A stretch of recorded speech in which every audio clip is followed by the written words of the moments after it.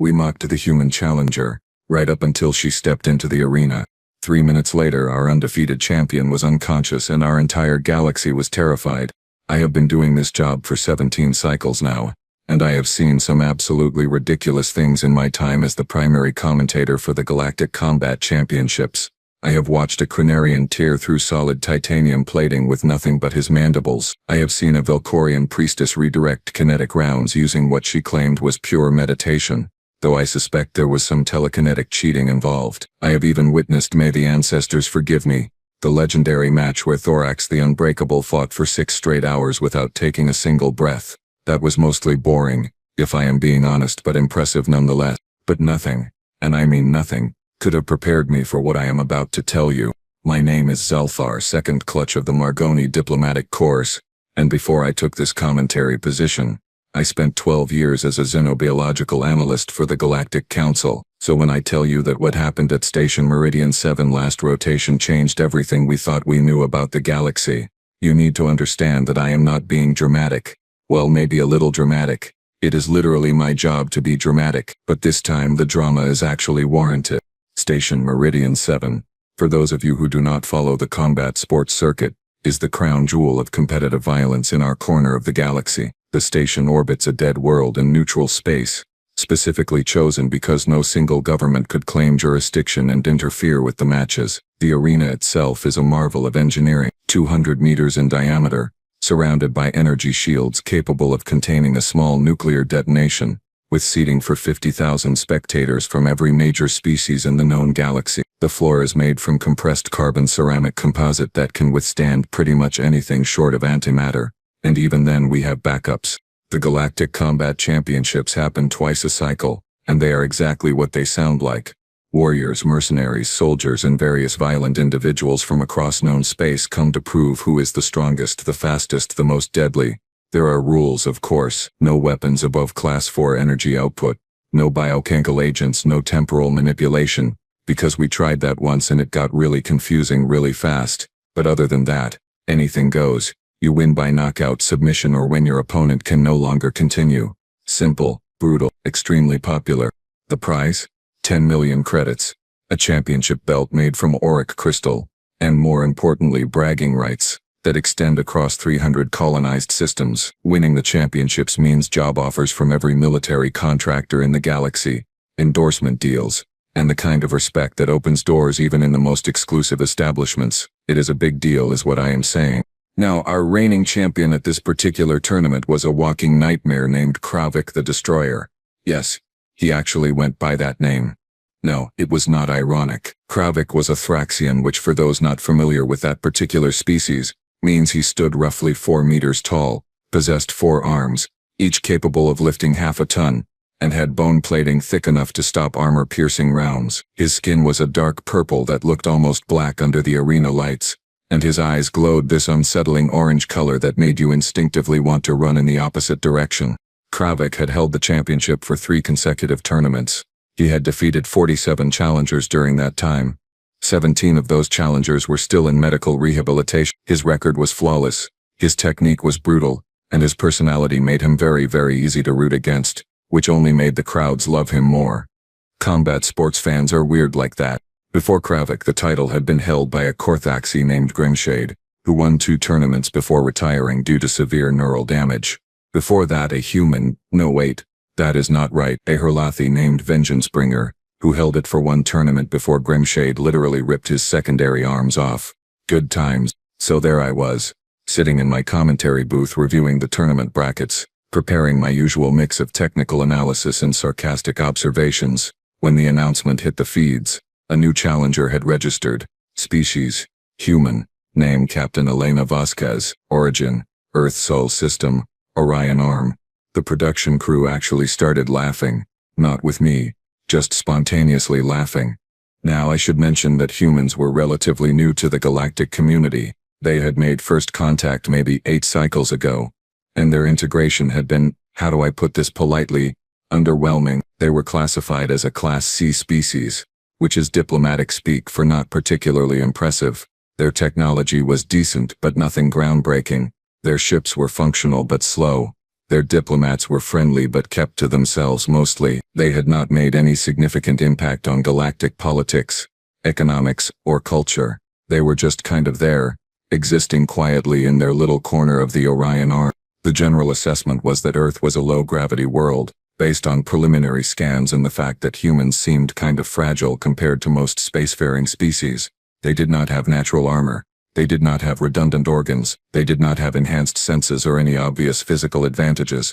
They were just these soft pink or brown or various shades in between bipeds, who seemed perpetually surprised that the galaxy was so dangerous. So when the announcement came that a human had entered the championships, the reaction was pretty much universal mockery.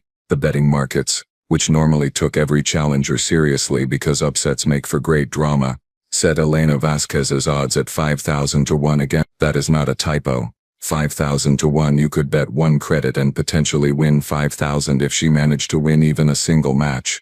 Most bookies were not even bothering to take bets because they assumed it was free money.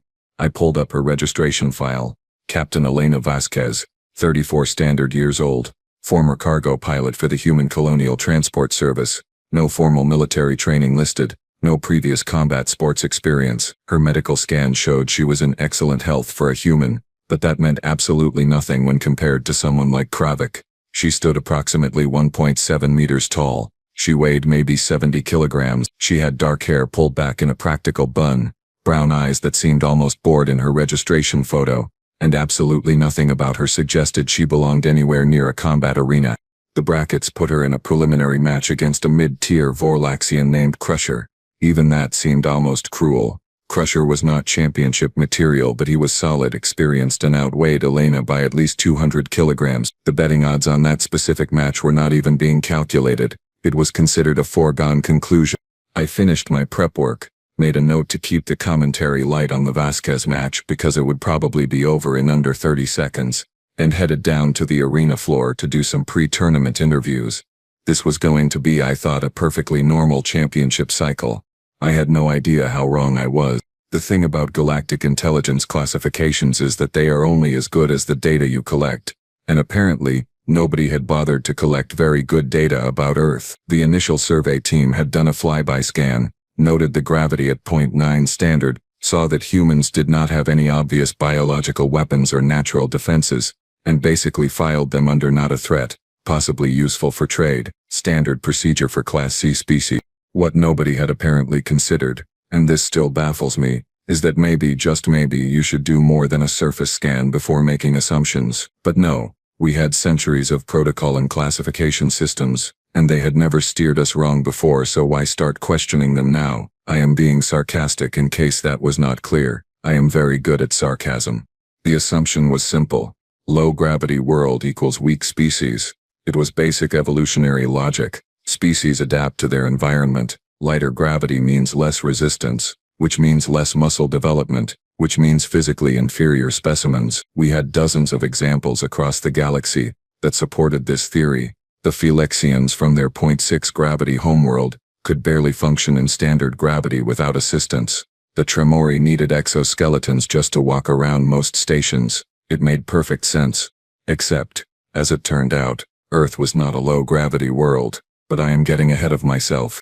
I made my way down to the preparation rooms about an hour before the tournament started. These rooms were basically reinforced cells where the fighters could warm up, mentally prepare, and occasionally trash-talk each other through the walls. The rooms were monitored, of course, because we had learned the hard way that some species considered pre-fight assassinations to be a legitimate strategy. Elena Vasquez was in room 7. I pulled up the camera feed on my datapad, expecting to see her panicking, praying to whatever gods humans believed in, or maybe trying to figure out how to forfeit without losing too much dignity. Instead, she was doing push-ups, just regular push-ups, in full standard gravity like it was nothing. She had been at it for 20 minutes, and she was not even breathing hard. I counted. She did 500 before she stopped, stood up, rolled her shoulders, and took a sip of water. Her expression was calm. Not fearless exactly. More like someone waiting for a shuttle that was running slightly late. Mildly inconvenienced at worst. In the next room over, Crusher was smashing his fists against a practice dummy, roaring about how he was going to rip the tiny human apart. In room 12, Kravik was sitting in meditation, which somehow seemed more terrifying than if he had been raging. In room 3, a Scarothy fighter named Fang was literally sharpening her claws on a grinding stone. Everyone was preparing in their own way. And then there was Elena just standing there stretching her neck from side to side like she was about to sit down for a boring office job. The other fighters had noticed the human, of course. Word spreads fast in the prep area. I watched on the monitors as Crusher banged on the wall separating his room from Elena's. His translator picked up his words clearly. "Hey, human. I promise to make it quick. Nothing personal, but you really should not be here." Elena did not respond. She just continued her stretching routine. Another fighter, a Drakthar named Razorwind, was making jokes in the common area. I heard his translator chime in over the general frequency. "I heard the human is so weak. The medical team is standing by with a body bag instead of a stretcher." The other fighters laughed. It was mean. Sure, but combat sports were not exactly known for good sportsmanship. Meanwhile, the arena was filling up fast. The seats were arranged in ascending tiers, each section designated for different species based on their atmospheric and gravitational needs. The methane breathers got their sealed section on the upper east side. The high-gravity species had their reinforced platforms on the lower west. Everyone else filled in between. By the time I made it back to my commentary booth, we were at 92% capacity, 46,000 beings from 63 different species, all here to watch violence and eat overpriced station food. The arena floor gleamed under the massive overhead lights. The energy shields hummed at the edges, creating a faint blue shimmer that marked the boundary of the combat zone. Medical teams were stationed at 4 equidistant points around the perimeter, their emergency equipment ready for the inevitable injuries. We had never had a death in the arena, mostly because the medical technology available could bring someone back from almost anything short of complete disintegration, but we had come close a few times. The referee for the championship bracket was a Valdorian named Strictlaw. Yes, that was actually his name. The Valdorians were a species that took rules very, very seriously, which made them perfect for this job. Strictlaw stood 3 meters tall, had 6 eyes that could track multiple fighters simultaneously, and possessed a voice amplifier that could cut through even the loudest crowd noise. He floated into the center of the arena on his gravity platform, and the crowd noise immediately dropped to a murmur. "The rules are simple," Strictlaw announced, his voice booming through every speaker in the station. "No lethal force. No attacks after submission. No interference from outside parties. Victory by knockout, submission, or referee stoppage. Matches continue until one fighter cannot or will not continue. Medical teams will extract any seriously injured participants immediately. Any violation of these rules results in immediate disqualification and potential criminal charges. Are there any questions?" There were never any questions. Everyone knew the rules. First match, Strictlaw continued. Kravik the Destroyer versus Fenris the Stormborn. The crowd absolutely erupted. This was the fight everyone wanted to see. Kravik's entrance was, as always, a masterpiece of theatrical intimidation. The lights dimmed. Smoke machines pumped vapor across the arena floor. Pyrotechnics exploded in sequence, creating a pathway of fire. And then Kravik himself emerged. All 4 arms raised, his orange eyes blazing, his bone-plated chest heaving with each breath. He roared, and the sound system amplified it until the entire station seemed to shake. The crowd roared back. They loved him, they hated him, but either way they could not look away. Fenris the Stormborn put up a decent fight. He lasted almost 3 minutes before Kravik caught him with a combination strike that sent him crashing into the energy barrier. The medical team rushed in, confirmed Fenris was unconscious but stable, and carried him out on a hover stretcher. Kravik barely looked winded. 3 more matches followed, each one brutal, each one entertaining. The crowd was getting their money's worth. And then, finally, it was time for the match everyone was secretly waiting for, even if they would not admit it. The mismatch of the century. The joke fight. In the challenger corner, Strictlaw announced, weighing 71 kilograms with a record of 0 wins and 0 losses representing Earth and the human species, Captain Elena Vasquez. Elena walked out of the tunnel entrance like she was heading to a briefing. No pyrotechnics, no dramatic music. She wore simple gray combat fatigues, standard issue boots, and had her hair tied back in that same practical bun. She did not wave to the crowd. She did not pose. She just walked to her corner, rolled her shoulders once, and waited. The crowd did not know how to react. Some laughed, some booed, not because they disliked her, but because the whole thing seemed absurd.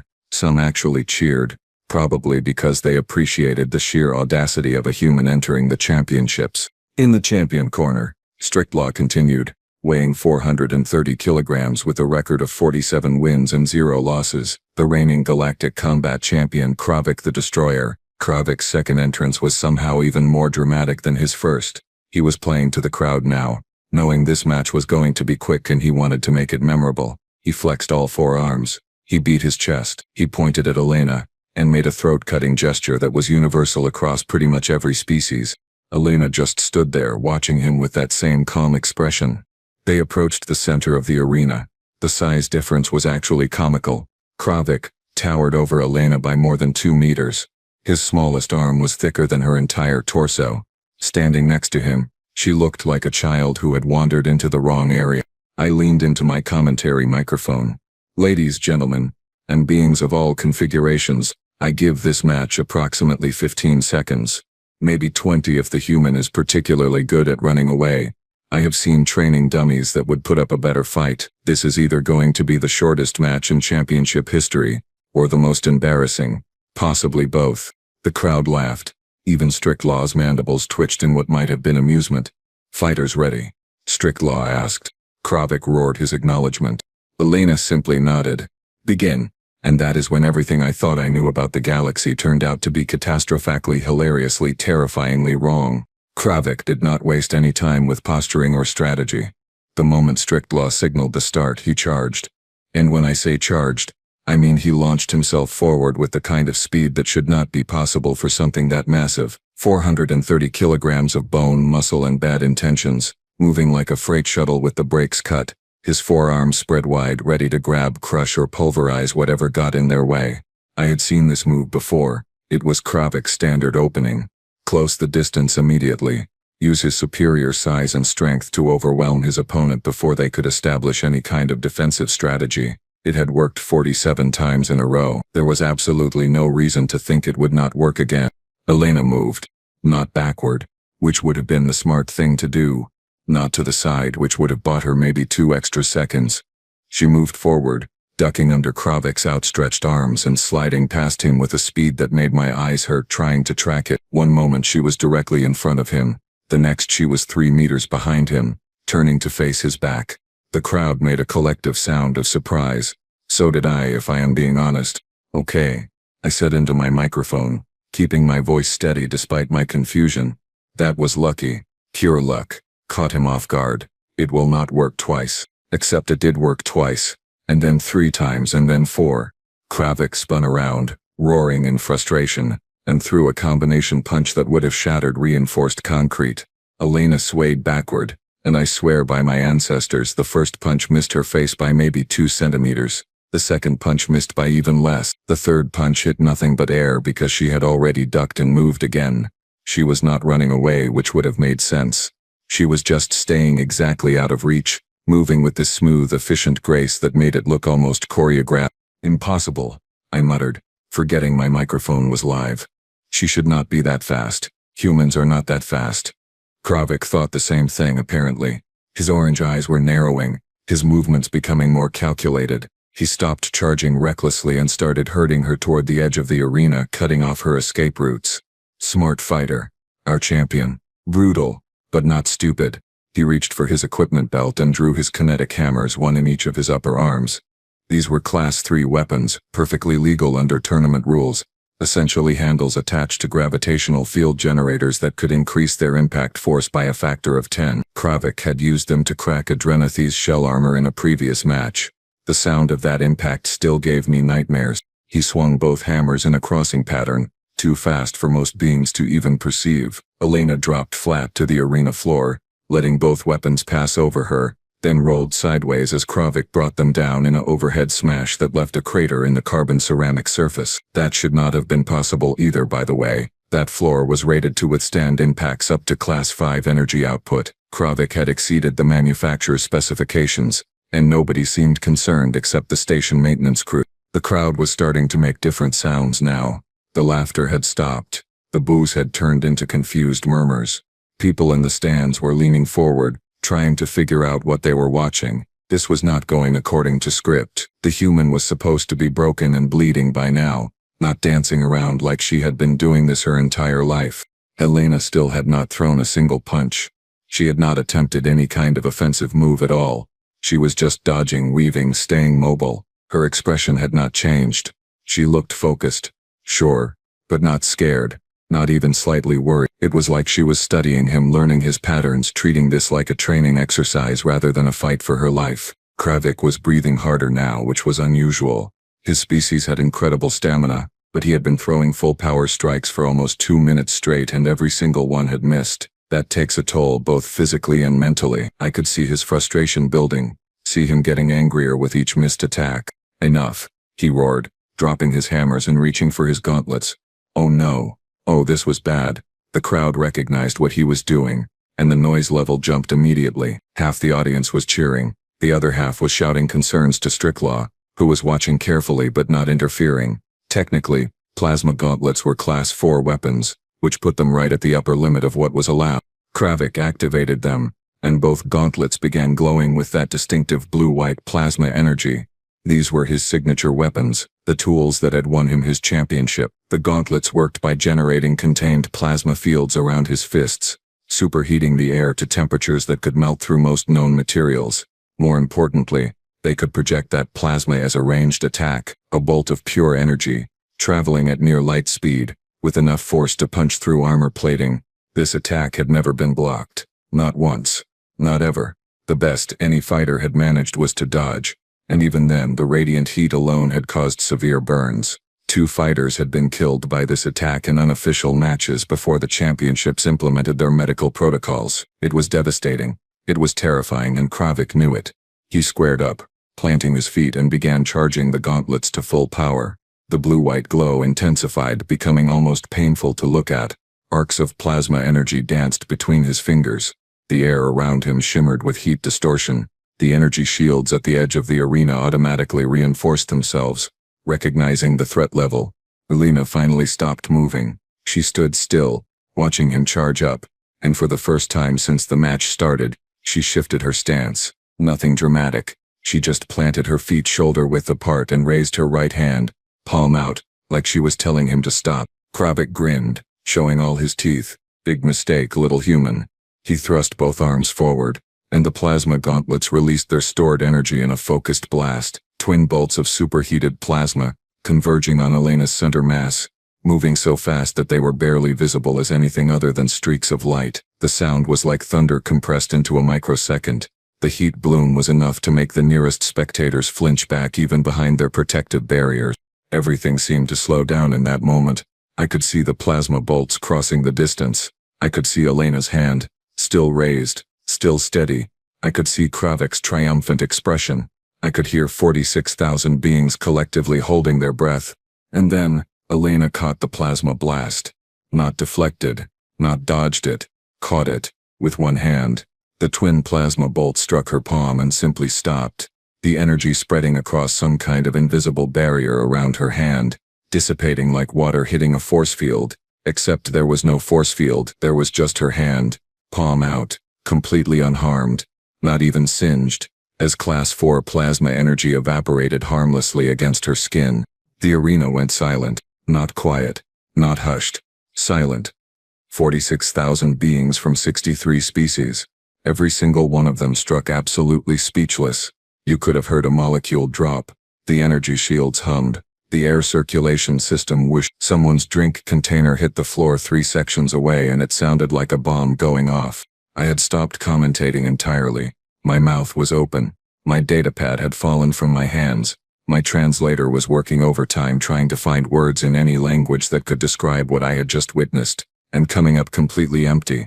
Kravik stood frozen, all 4 arms still extended, his plasma gauntlet smoking and depleted, his expression cycling through confusion, disbelief, fear, and finally settling on pure terror. Elena lowered her hand slowly. The palm was completely unmarked. She looked down at it, flexed her fingers once as if checking for damage, then looked back up at Kravik. When she spoke, her voice was quiet, but in that absolute silence everyone heard it clearly. "That was your best shot?" Stricklaw's 6 eyes were wide open, all focused on Elena. His mandibles were clicking rapidly, which was the Valdorian equivalent of profound shock. He did not call a foul.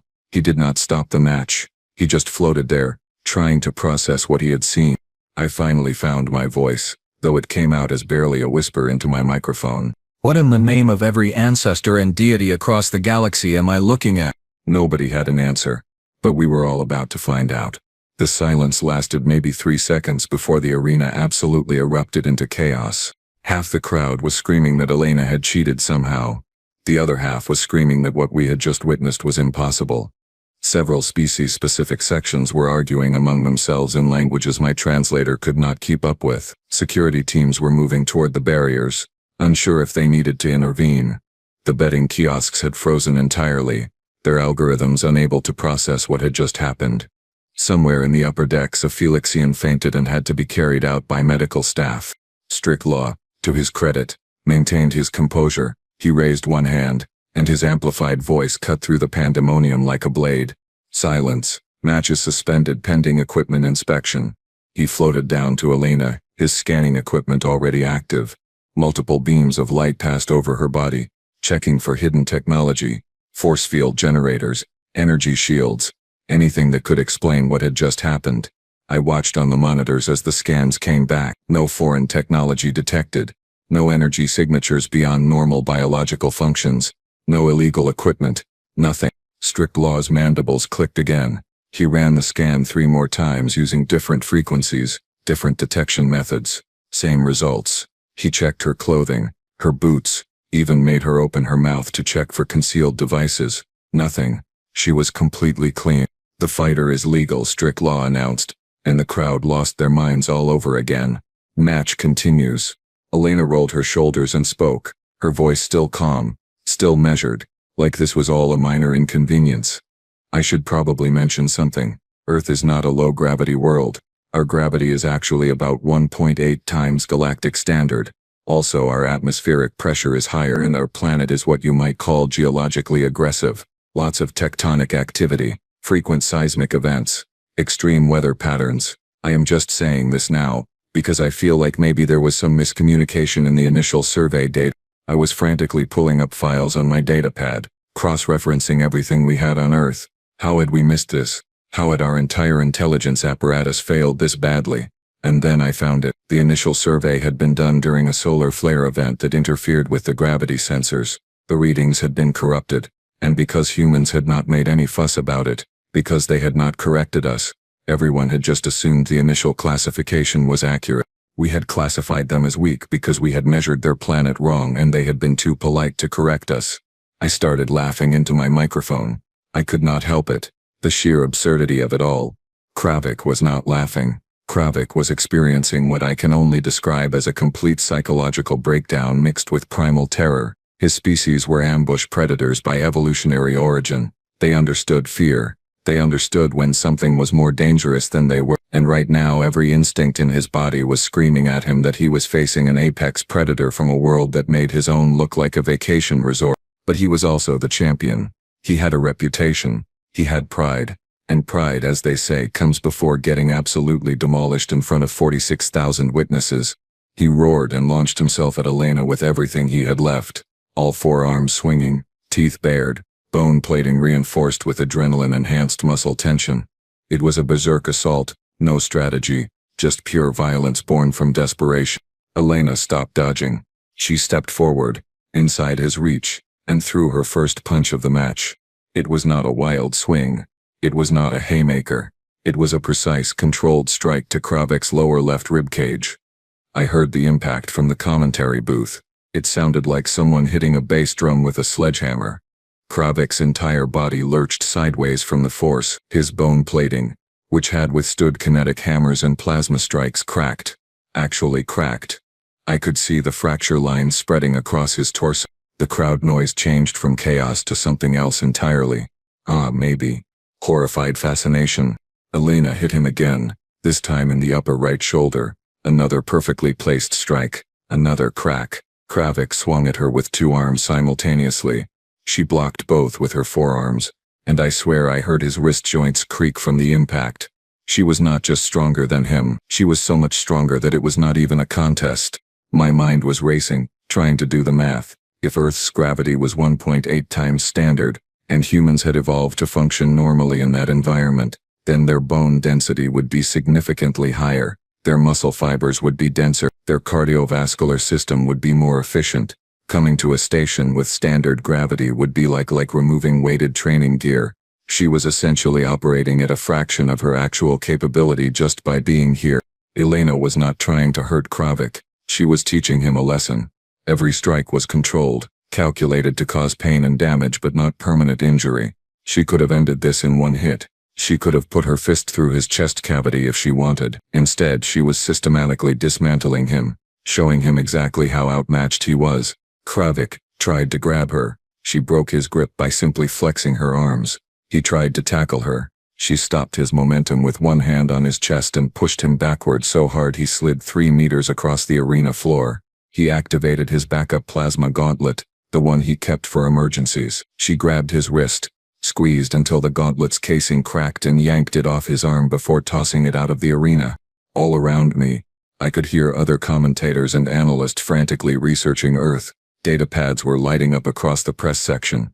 People were pulling up geological surveys, atmospheric composition reports, biological assessments.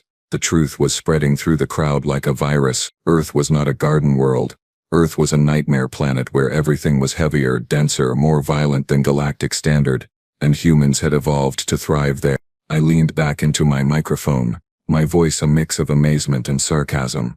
So, just to recap for everyone at home, our galactic intelligence services, which are supposed to be the best in known space, somehow managed to completely misclassify an entire species because of a faulty sensor reading. We have spent 8 cycles assuming humans were weak, when in fact they are walking tanks from a high-gravity death world. This is fine. Everything is fine. I am sure this will not have any diplomatic ramifications whatsoever. The crowd was fully invested now.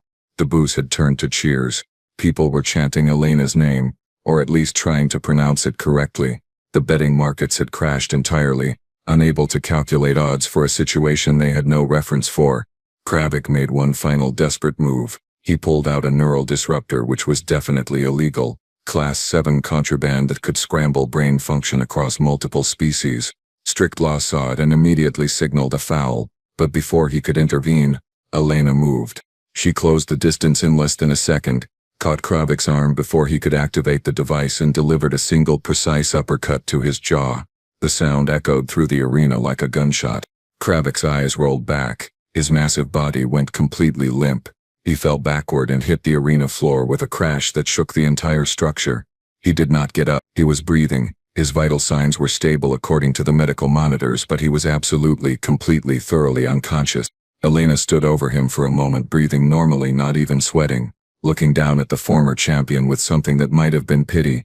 Strict law floated over, checked Kravik's condition, then raised his voice amplifier. Winner by knockout, Captain Elena Vasquez. The arena exploded with noise. 46,000 beings cheering, screaming, trying to process what they had just witnessed. The medical team rushed in, needed 6 of them to lift Kravik onto the hover stretcher. Elena actually helped them, casually lifting one corner of the stretcher that 2 Drenathi medics were struggling with, and the look on their faces was priceless. I sat in my commentary booth watching it all unfold and started laughing again. The galaxy had just changed. We had made first contact with a species of apex predators from a world that would kill most of us in a matter of hours, and we had classified them as harmless. The diplomatic implications were staggering. The military implications were terrifying. The sports entertainment implications were extremely profitable. But mostly I was laughing because somewhere in the Galactic Intelligence headquarters, someone was having a very, very bad day. And honestly, they deserved it. Kravik was alive, which was honestly impressive considering the beating he had just taken. The medical team had him loaded onto the hover stretcher, monitors showing stable vitals but significant trauma to his skeletal structure, 3 cracked ribs, a fractured wrist, severe bruising across 60% of his body, and a concussion that would probably keep him unconscious for the next 6 hours. For a species as durable as the Thraxians, that kind of damage was remarkable. For Elena to have inflicted it while clearly holding back, that was terrifying. What happened next, though, really drove the point home about what we were dealing with. 2 Drenathi medics were struggling with one corner of the stretcher. Kravik weighed 430 kilograms, and even with the hover assist technology, Maneuvering that much mass required effort. Elena noticed, walked over and casually lifted the entire corner they were struggling with, using one hand, while asking if they needed help getting him to the medical bay. The Dranathi just stared at her. One of them dropped his medical scanner. Elena smiled politely, adjusted her grip and helped them guide the stretcher through the arena exit like she was carrying a bag of groceries instead of a massive unconscious warrior. The arena was still processing what had happened. People were sitting in their seats talking in hushed tones, replaying the match on their personal devices, trying to figure out if they had actually seen what they thought they had seen. The answer was yes, but accepting that answer required fundamentally rethinking a lot of assumptions about the galaxy and humanity's place in it. I sat in my commentary booth watching the crowd, and felt my own understanding of galactic order shifting in real time. This was not just about a surprising tournament result. This was about realizing that we had made a catastrophic error in judgment, and that error had implications that would ripple through every level of galactic society. Think about it from a political perspective. For 8 cycles, Earth had been treated as a minor player. They had been given limited trading rights, restricted access to certain technologies, minimal representation in Galactic Council proceedings. Why? Because we thought they were weak. We thought they needed our protection, our guidance, our benevolent supervision. Turns out, they had been operating under restrictions, while being physically superior to pretty much every species they had encountered. They had been polite about it, diplomatic, patient, but that patience probably had limits. Earth was not some backwater low-gravity world that got lucky with technological development. Earth was a high-gravity crucible where everything was heavier, denser, more dangerous than galactic standard. Their gravity was 1.8 times what most spacefaring species considered normal. Their atmospheric pressure was higher. Their weather patterns were extreme. Their tectonic activity was constant. Their disease environment was so hostile that their immune systems had evolved to be hyper-aggressive. They had predators on their planet that could kill most galactic species with ease, and humans had become the dominant species in that environment. Let that sink in for a moment. Humans had climbed to the top of the food chain on a planet that would classify as a hazard zone for most of us. I needed to talk to Elena. The press section was already swarming with reporters, all trying to get an interview, all shouting questions in multiple languages. Elena emerged from the medical bay about 20 minutes later, still looking completely composed, and agreed to answer a few questions. I pushed my way to the front, using my commentator credentials shamelessly. "Captain Vasquez," I said, trying to keep my voice steady. That was the most impressive display of combat capability I have seen in 17 cycles of covering this sport. "Can you tell us about your training background?" Elena looked slightly uncomfortable with the attention, but she answered clearly, "I appreciate the compliment, but honestly, I am not a combat specialist. I am a cargo pilot. I move freight containers between stations. The only fighting training I have is basic self-defense courses that all human spacers take before deployment. About 6 weeks of instruction, mostly focused on emergency situations." The press section went completely silent. "I am sorry," I said, because I needed to hear her say it again. "You are not a soldier. You are not special forces. You are a cargo pilot." "That is correct," Elena confirmed. "I hauled mining equipment for 3 years, then switched to agricultural supplies. This is actually my first time in a combat arena. I only entered the tournament because I was on shore leave and thought it might be interesting." My datapad slipped from my hands again. I was making a habit of that. "So," I said slowly, "if you are a baseline human with basic training, what would an actual human combat specialist be capable of?" Elena considered the question carefully. "Well, our military personnel train for years, not weeks. They have specialized genetic augmentation, enhanced equipment, tactical neural interfaces. I would estimate they are probably 3 to 4 times more effective than me in combat situations, maybe more depending on specialization." The implications hit me like a physical blow.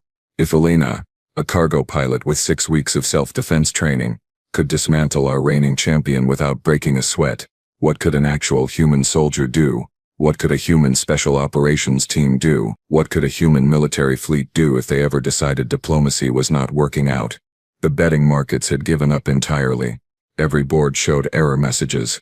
The odds calculators had no framework for processing this kind of upset, but already I could see new bets forming. How far would Elena go in the tournament? Would other humans enter? What would happen if Earth sent actual athletes instead of random pilots on shore leave? My communication pad lit up with priority alerts. 3 other major combat tournaments had already sent offers to any human fighters who wanted to compete. The prize pools had doubled overnight. Sponsorship deals were being written in real time. The economic impact alone was staggering. But that was nothing compared to the political earthquake happening above our heads. The Galactic Council had called an emergency session. I could see the priority transmission codes flashing across every official channel. Diplomatic ships were being dispatched to Earth immediately. Not the standard trade envoys but actual council representatives with full negotiating authority. 8 cycles of treating humanity as a minor species had just been revealed as a potentially catastrophic diplomatic blunder, and now everyone was scrambling to fix it before Earth decided they were tired of being patient. I pulled up Earth's diplomatic history, reading through the files with new understanding. Every treaty they had signed had been weighted against them. Every trade agreement had favored the other party. Every time they had requested better terms or more representation, they had been politely denied, and they had just accepted it, quietly without making threats or demands. They had played by rules that were designed to keep them subordinate. Now everyone was realizing that humanity had not been accepting those terms because they were weak.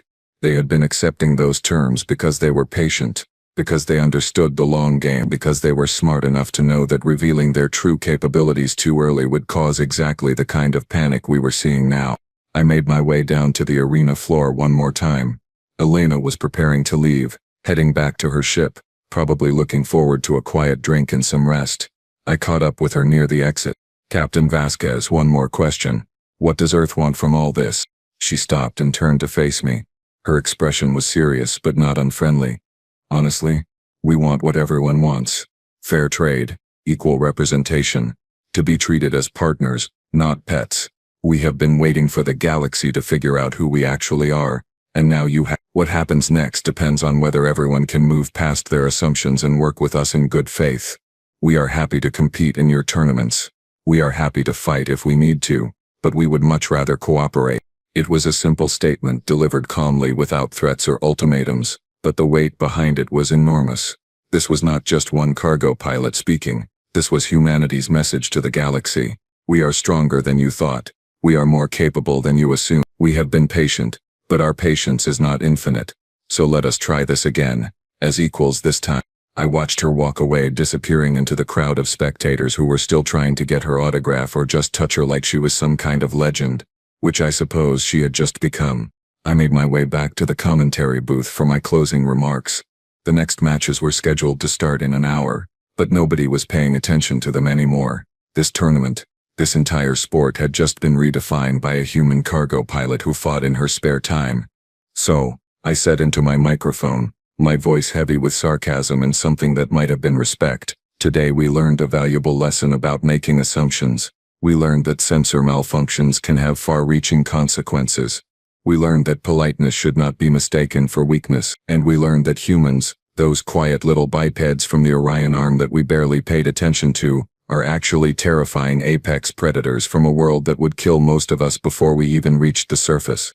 This is fine. Everything is fine. I am sure the next few cycles of galactic politics will be perfectly calm and not at all complicated by the fact that we have been accidentally insulting a species of super-strong Deathworlders for almost a decade. The crowd was filtering out now, heading to bars and restaurants where they could process what they had witnessed. Tomorrow, the news feeds would be full of analysis and speculation.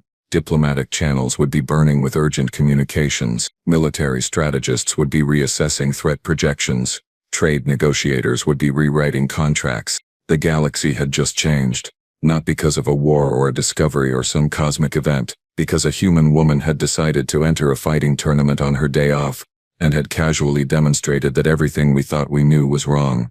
I signed off, closed down my equipment, and sat in the darkness of the booth for a few minutes just thinking. Despite everything, despite the chaos and the panic and the scrambling, I felt oddly excited. The galaxy had been getting predictable, the same species dominating the same sectors, the same power structures playing the same games, and now, suddenly, there was a new player, a species we had underestimated so badly that the mistake itself was almost impressive. Humanity had arrived on the galactic stage, not with conquest or threats but by simply showing us who they actually were. And I had a feeling we were going to spend the next few decades figuring out what that meant. But hey, at least the tournaments were going to be a lot more interesting from now on.